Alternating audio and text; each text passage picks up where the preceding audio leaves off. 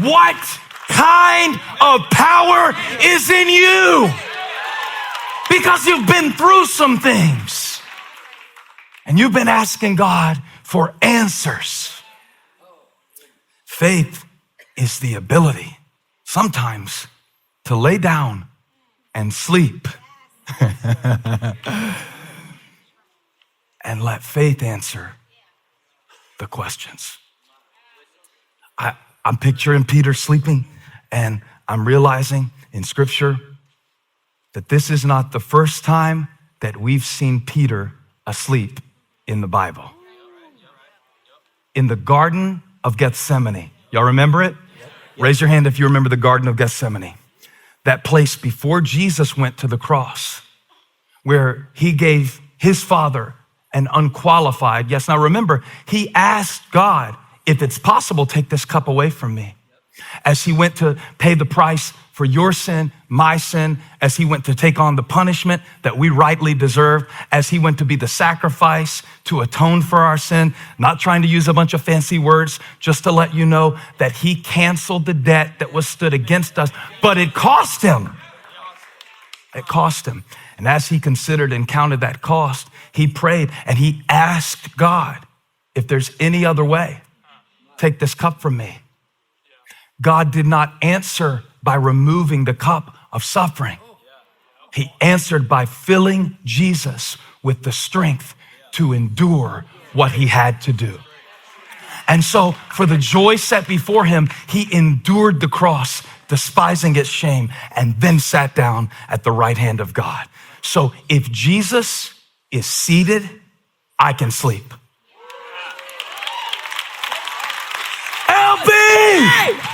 My goodness. I feel like preaching today. Oh, I can sleep through anything when I know that he's seated. Yes. I can sleep through anything. I can rest through anything. You know, in the Garden of Gethsemane, while Jesus prayed, Peter slept and he said, wake up. My soul is in anguish. He's sweating like drops of blood and Peter's sleeping. He said that the spirit is willing, but the flesh is weak. Peter was sleeping out of weakness in the garden. But he's not sleeping out of weakness in Acts chapter 12. He's sleeping from a place of knowing that I am seated in heavenly places with Jesus. And if I'm seated with him, it doesn't matter what Herod has planned. It matters what God has purpose for my life. That's how he slept. All right. I need to sit y'all down before LB tackles me on this stage. I'm good with y'all. I might call you back. I might not. I hadn't decided yet. But no matter what we come to this text in Acts chapter 12 looking for, we certainly find an incredible picture of persistence. Persistence.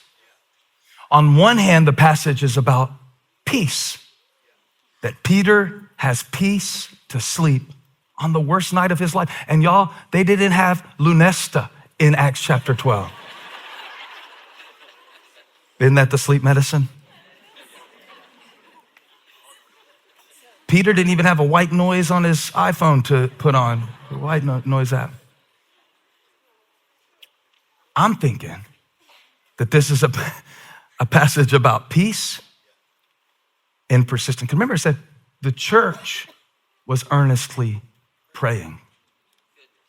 I think the word earnestly is important because let's be honest, and I know there's like 5 prayer warriors in this room, but for the other thousands of us, we passively pray. Okay, I'm gonna say it stronger because y'all are real fake right now. We worry out loud and call it prayer. Too strong. Back it off. It's a damn celebration. We give God our grocery list like he's Instacart. Holly said last week or whatever week she preached, she said, that was such a good thing she said, telling God what to do is not praying. I was like, who are you? I like what you just said, and you are right, and I have done that. And it's exactly right. You notice the church is praying for Peter, but it doesn't say what they were praying about for Peter.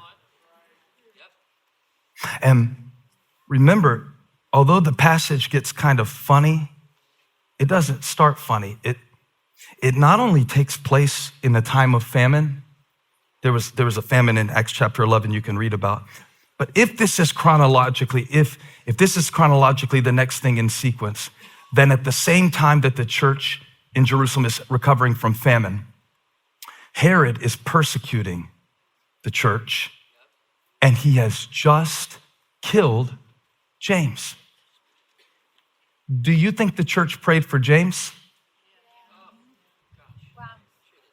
So understand, when it says they are earnestly praying for Peter, that takes more faith when you've just lost James.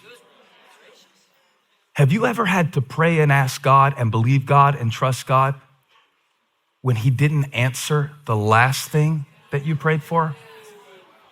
That's hard. Whether we will admit it or not, our faith deteriorates when our expectations are not met. I wrote a book called Sun Stand Still early in the church. Y'all didn't even read that one? Go get that book. And you will hear my version of faith before I lost my dad to ALS. I don't take it back. I believe God can do anything. I haven't changed what I believe about God. It's just that on the other side of some unanswered prayers, because you don't think I asked God to heal my dad? You don't think I asked him for a miracle and sat by his bed and watched him breathe his last breath anyway? And then it becomes a challenge because the next time you're faced with something that seems impossible, you are tasked with having to believe God on the other side of your last unanswered prayer. I think what really draws me into this text for our anniversary on this day, because I prayed a lot about it. I mean, I think I've got sermons for the next year just that I went through looking for this one for today, because I wanted to see, God, what do you want me to say to our church? What do you want me to say to them as individuals? What do you want me to say about the moment that we're in? Kind of on the other side, maybe of a pandemic, maybe. My favorite word of 2020 and 2021 and 2022 is maybe. Now I got that maybe faith, that it may be this or it may be that. And the problem is, as a leader, people want answers, and we don't have any right now. In the absence of answers, what grows? Could be either one for you. Could be cynicism. Some of you have gotten really, really mean over the last 2 years, because in the absence of answers, you have allowed anger to grow. I'm mad that I can't control it. I'm mad that nobody will tell me what to do. I'm mad that I'm wearing a mask and they're not, or they're wearing a mask and I'm not. I'm mad that I don't know whether to wear a mask. I'm mad that you're looking at me because I'm wearing a mask. I'm mad that you're looking at me because I'm not. I'm mad because I can't figure out. Would somebody tell me what to do? I need answers. When's the church going to open back up? I heard that for a year. I was like, it's still open. It's still open. I said that all through the pandemic. What you mean? When is, we've never been through anything like this before. Herod was cutting off heads and the church prevailed.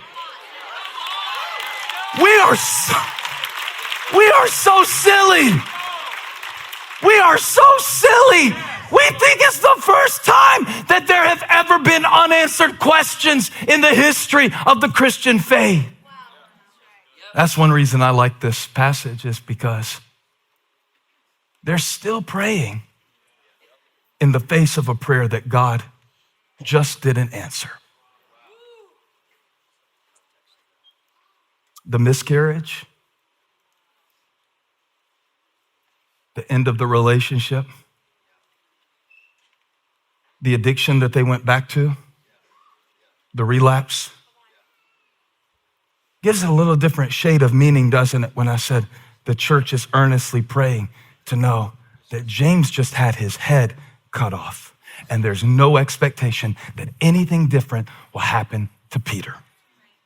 That's a dangerous place, because in that place, if the devil knocks in that place and tries to tell you, this is how it will always be, you can't really believe all that stuff that you were singing about mountains moving and chains breaking. God doesn't really do that stuff, or he does it for other people or not for you. It can deteriorate your faith.